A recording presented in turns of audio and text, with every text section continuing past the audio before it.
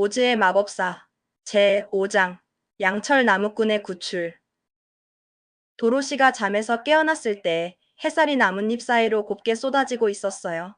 마치 숲이 깨어나는 것을 알리듯 나뭇가지 사이로 부서지는 햇빛은 어제 밤의 어둠을 잊게 할 만큼 눈부셨답니다. 토토는 이미 신이 나서 새들이랑 다람쥐들을 쫓아다니며 숲속을 뛰어놀고 있었어요. 작은 꼬리를 흔들며 폴짝거리는 모습은 도로시의 마음까지 밝게 해주었죠. 도로시는 살금살금 몸을 일으켜 앉아서 주변을 찬찬히 둘러봤어요. 아직 잠이 덜 깬 눈을 비비며 자신이 정말 오즈의 나라에 와 있다는 사실을 다시금 깨달았죠. 허수아비는 여전히 자기 자리에서 묵묵히 서서 도로시를 기다리고 있었답니다. 그의 지프로 된 몸은 밤새 이슬을 맞아 촉촉해진 것 같았지만 그의 미소만은 변함없이 따뜻했어요. 도로시는 허수아비에게 물을 좀 찾아야 할 것 같아요. 라고 말했어요. 어쩐지 목이 마르고 얼굴도 끈적이는 것 같았거든요. 허수아비가 고개를 갸웃하며 왜 물이 필요하지요? 하고 물었죠. 물을 마시거나 씻을 필요가 없는 자신으로서는 이해하기 어려운 일이었을 거예요. 도로시는 얼굴에 묻은 먼지를 깨끗이 씻고 싶고 또 목이 마르지 않게 빵이랑 같이 마실 물도 있으면 좋겠어요. 라고 대답했어요. 어제 먹다 남은 마른 빵을 생각하니 더욱 물 생각이 간절했답니다. 허수아비는 잠시 생각하는 듯 하더니 지프로 된 머리를 살짝 기울이며 말했어요. 살로 만들어진 몸은 참 불편하겠네요. 잠도 자야 하고 뭔가 먹거나 마셔야 하니까요. 하지만 도로시님은 머리가 있잖아요. 똑똑하게 생각할 수 있다는 건 정말 대단한 거예요. 저는 두뇌가 없어서 그런지 그런 것들이 왜 필요한지 잘 모르겠어요.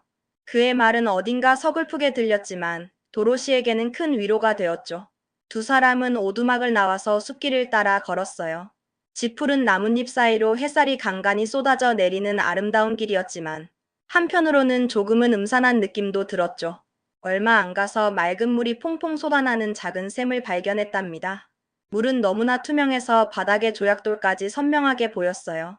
도로시는 시원하게 물을 마시고 얼굴도 깨끗하게 씻은 뒤 아침 식사를 했어요. 차가운 물이 목을 타고 넘어갈 때마다 온몸의 피로가 씻겨 내려가는 듯 했죠. 바구니에는 빵이 얼마 남아있지 않았는데 다행히 허수아비는 아무것도 먹지 않아도 돼서 한시름 놓았죠. 도로시와 토토가 먹을 빵은 이제 딱 하루치밖에 남지 않았거든요. 그녀는 앞으로 식량을 어떻게 구할지 살짝 걱정되기 시작했어요. 아침 식사를 마친 도로시가 다시 노란 벽돌길로 돌아가려고 하는데 어디선가 낮고 깊은 신음소리가 들려왔어요. 숲의 고요함을 깨뜨리는 그 소리는 듣는 사람의 심장을 철렁하게 만들었죠.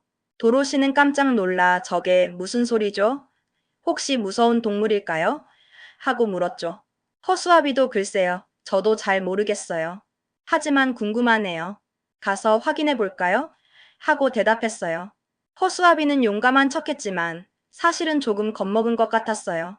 바로 그때 또다시 신음소리가 들려왔는데 이번에는 그들의 뒤쪽에서 나는 것 같았어요. 두 사람은 얼른 뒤돌아서 숲속으로 몇 발짝 걸어 들어갔죠. 숲은 더욱 깊고 어두워지는 듯했지만 호기심은 두려움보다 강했어요. 그때 도로시의 눈에 나무 사이로 비치는 햇살에 반짝이는 무언가가 들어왔어요.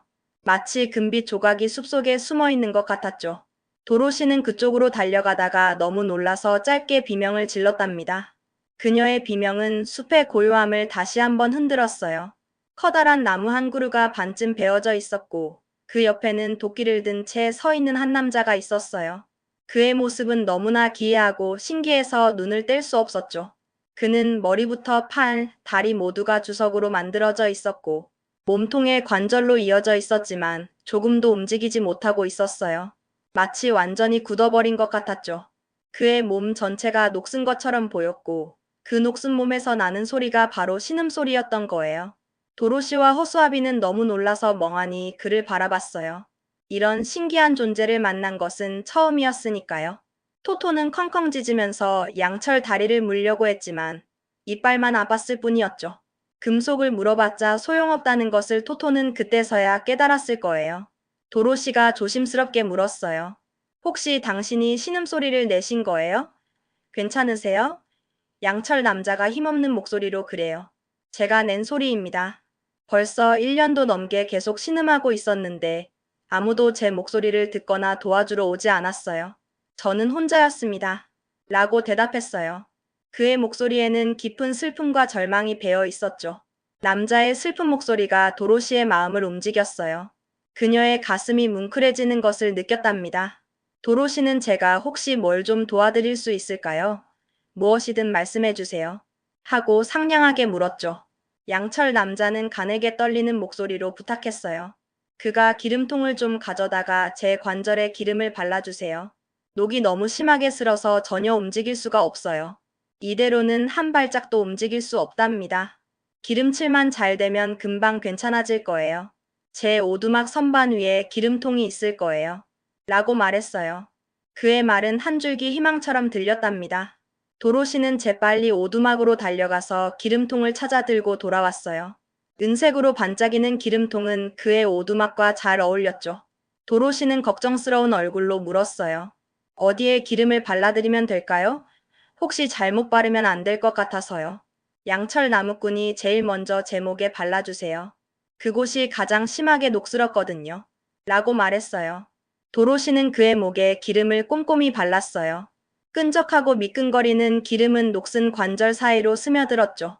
녹이 너무 심하게 슬어 있어서 허수아비가 양철 머리를 잡고 천천히 좌우로 움직여 주었죠. 끼익끼익거리는 소리가 났지만 조금씩 움직이는 것이 보였어요. 그러자 머리가 부드럽게 돌아가기 시작했고 곧 양철 나무꾼 스스로도 고개를 돌릴 수 있게 되었답니다. 그의 얼굴에 희미한 미소가 번지는 것을 도로시는 보았어요. 그가 이어서 이제 팔관절에도 발라주세요. 도끼를 든 채 너무 오래 서 있었더니 팔이 너무 아픕니다. 라고 말했어요. 도로시는 그의 팔에도 기름을 발랐고 허수아비는 팔이 완전히 자유로워질 때까지 조심스럽게 구부렸다 펴기를 반복했어요. 팔을 움직일 때마다 나는 끼익거리는 소리는 점점 부드러운 소리로 바뀌어 갔죠. 그러자 팔은 새 것처럼 아주 잘 움직였답니다. 양철 나무꾼은 만족한 듯 길게 한숨을 쉬면서 겨우 도끼를 내려놓았어요. 그의 얼굴에는 안도의 표정이 역력했죠. 그가 정말 시원하네요. 녹이 슬어서 도끼를 든 채 이대로 서 있었는데 이제야 내려놓을 수 있다니. 정말 감사드립니다. 제 다리 관절에도 기름을 발라주시면 완전히 괜찮아질 거예요. 그러면 다시 걸을 수 있을 겁니다. 라고 말했어요. 두 친구는 그의 다리에도 기름을 넉넉하게 발라주었어요. 허수아비는 양철 나무꾼의 다리를 잡고 부드럽게 움직여 주었죠. 그러자 양철 나무꾼은 자유롭게 움직일 수 있게 되었고 거듭 감사의 말을 전했답니다. 그는 도로시와 허수아비를 번갈아 보며 정말 고맙습니다. 당신들 덕분에 다시 살아난 것 같아요. 라고 말했어요. 그는 정말 예의 바르고 고마움을 아는 사람처럼 보였어요. 그의 반짝이는 몸은 이제 완벽하게 움직였죠. 그가 당신들이 오지 않았다면 저는 평생 그 자리에 서 있었을 거예요. 당신들은 제 목숨을 구해줬어요. 정말 큰 은혜를 입었네요. 그런데 어쩌다 여기 오게 되신 건가요? 이렇게 깊은 숲속까지 말이에요. 라고 물었어요. 도로시가 우리는 에메랄드 시티에 가는 중이에요. 위대한 오즈를 만나러 가는 길이죠. 캔자스로 돌아가게 해달라고 부탁하려고요. 어젯밤에는 마침 당신 오두막 근처에서 하룻밤 묵었어요. 라고 대답했어요. 양철 나무꾼이 오즈를 만나서 뭘 하시려는 건데요? 그분은 아주 대단한 분이라고 들었어요. 하고 물었어요. 도로시가 저는 캔자스로 돌아가게 해달라고 부탁할 거예요. 집으로 돌아가는 것이 제 가장 큰 소원이거든요. 그리고 허수아비는 머리에 두뇌를 좀 넣어달라고 할 거고요. 지금은 지프로만 가득 차 있어서 똑똑해지고 싶다고 하네요. 라고 말했어요. 양철 나무꾼은 잠시 깊이 생각에 잠기더니 자신의 번쩍이는 주석 몸을 만지작거리며 말했어요. 그의 눈은 어딘가 먼 곳을 바라보는 듯 했어요. 그렇다면 오즈가 저에게 심장을 줄 수도 있을까요? 저는 두뇌보다 심장이 더 필요합니다. 도로시는 그의 말을 듣고 잠시 고민하다가 글쎄요, 아마도 그럴 수 있을 것 같아요. 오즈님은 무엇이든 할 수 있는 마법사라고 들었어요. 허수아비에게 두뇌를 줄 수 있다면 심장을 주는 것도 그리 어렵지 않겠죠. 아마 들어주실 거예요. 라고 대답했어요. 양철 나무꾼이 눈을 반짝이며 맞아요. 그럴 수 있을 거예요. 그렇다면 제가 당신들과 함께 가도 될까요? 오즈에게 심장을 달라고 부탁하고 싶어요. 사랑하는 마음을 다시 느끼고 싶습니다. 라고 말했어요. 허수아비가 기쁘게 좋아요. 함께 가요. 친구가 많으면 많을수록 좋은 거죠. 하고 소리쳤어요. 도로시도 그가 동행하는 것이 정말 반가웠죠. 이제 여정이 조금 덜 외로울 것 같았거든요. 양철 나무꾼은 반짝이는 도끼를 어깨에 메고 새 친구는 함께 숲을 지나 노란 벽돌길을 향해 걸어 나갔어요. 발걸음이 한결 가벼워진 것 같았답니다. 양철 나무꾼은 도로시에게 기름통을 바구니에 넣어달라고 부탁했어요. 혹시 비를 맞아서 다시 녹슬면 이 기름통이 꼭 필요할 테니까요. 제 생명줄과 같은 것이랍니다. 그는 도로시의 바구니에 기름통을 조심스럽게 넣어주었어요. 그들의 일행에 새 친구가 합류한 것은 정말 행운이었어요. 길을 다시 걷기 시작하자 나뭇가지들이 길 위로 빽빽하게 엉켜 있어서 지나갈 수 없는 곳이 나타났죠. 마치 숲이 그들을 막아서는 것 같았어요. 하지만 양철 나무꾼이 반짝이는 도끼를 휘두르며 힘껏 도끼질을 하자 금세 길이 활짝 열렸답니다. 튼튼한 양철팔은 나무를 베는데 전혀 힘들어하지 않았어요. 도로시는 생각에 잠겨 걷고 있었기 때문에 허수아비가 구덩이에 빠져 대굴대굴 굴러떨어진 것도 미처 눈치채지 못했어요. 그녀는 캔자스 집에 대한 생각에 잠겨 있었거든요. 결국 허수아비가 도로시님, 저 좀 도와주세요. 하고 불러서야 도로시가 달려가 그를 일으켜 세워주었죠. 허수아비는 지프로 되어 있어서 다치지는 않았지만 그래도 불쌍해 보였어요. 양철 나무꾼이 왜 구덩이를 피해서 걷지 않았어요? 조심했으면 좋았을 텐데요. 하고 물었어요. 허수아비가 명랑하게 저는 잘 몰라요. 제 머리는 지프로 가득 차 있거든요. 그래서 오즈에게 두뇌를 달라고 하러 가는 거예요. 똑똑해지고 싶어요. 라고 대답했어요. 그의 목소리에는 조금의 슬픔도 없었어요. 양철 나무꾼이 그렇군요. 하지만 세상에서 두뇌가 전부는 아니에요. 심장이 더 중요할 때도 있죠. 라고 말했어요.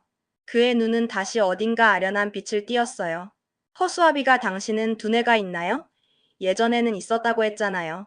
하고 물었어요. 양철 나무꾼이 아니요. 제 머리는 완전히 텅 비어 있어요. 지금은 두뇌가 없답니다. 하지만 한때는 두뇌도 있었고 심장도 있었어요. 두 가지 다 가져봤지만 저는 심장을 훨씬 더 가지고 싶어요. 사랑하는 마음을 다시 느끼고 싶거든요. 라고 대답했어요. 허수아비가 왜죠? 왜 심장이 더 필요한 건데요? 하고 궁금해하며 물었어요. 양철 나무꾼이 이유를 말씀드릴게요. 제 이야기를 들으면 알게 될 거예요.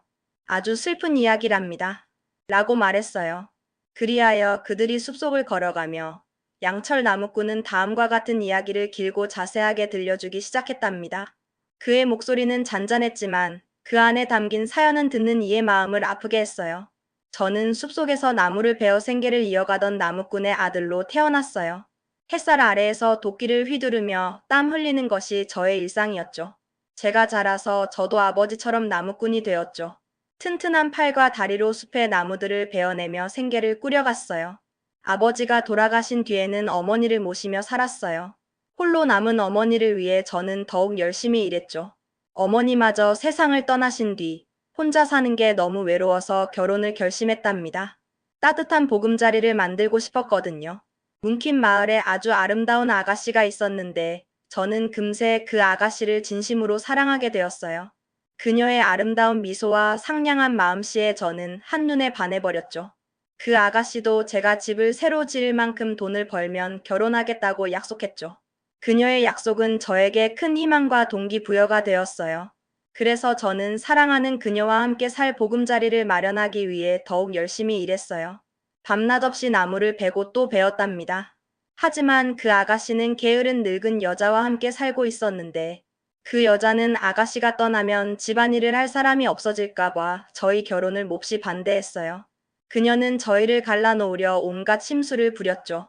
그래서 그 늙은 여자가 동쪽의 사악한 마녀에게 가서 양 2마리와 소 1마리를 주겠다고 약속하며 제 결혼을 막아달라고 부탁했죠.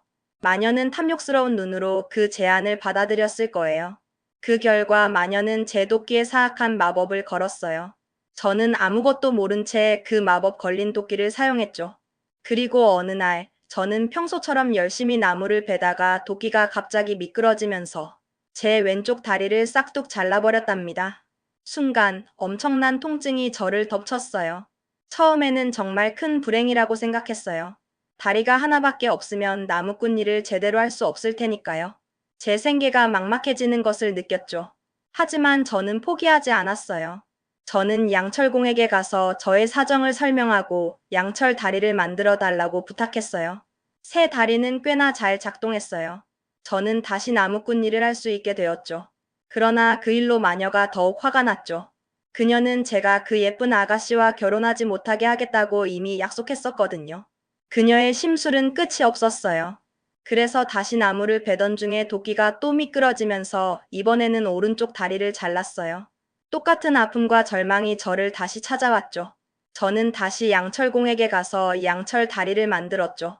제 몸은 점점 양철로 변해갔어요.